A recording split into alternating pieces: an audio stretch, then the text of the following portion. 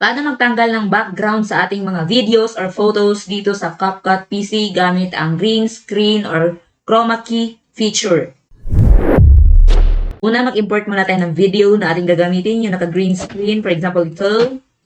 Tapos, i-drag lang natin siya dito sa ating timeline. Photo lang ito mga ka-vibes. I-stretch ko lang siya para ma-occupied niya yung lahat. Tapos, i-click lang itong ating video or photo. Tapos, pupunta sa video basic.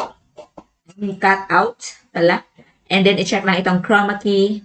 And then, i-click itong picker. Ganyan. Tapos, pipiliin niya yung color na green.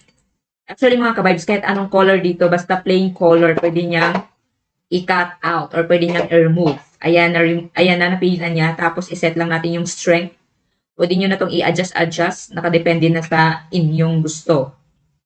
Halimbawa sa akin ay mga 10. Tapos, shadow. Pwede rin isagad, pwede rin hindi. Parang wala namang pinagbago dito sa shadow.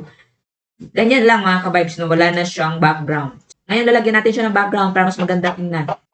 Import ulit tayo ng pang background. Halimbawa, ito na lang. Ilagay natin siya sa baba ng video natin or photo na kinat out. Click lang to para i-stretch natin, occupied yung buong format. So, ganyan na siya mga ka-vibes. Ganun lang kadali para gamitin yung chroma key or yung green screen. Kahit anong color dito mga ka-vibes pwede. Basta plain color lang. Para malinis yung kuha. Ganun lang kadali mga ka-vibes para gamitin yung green screen dito sa CapCut PC. Yan lang muna sa ngayon. Maraming salamat. Bye-bye!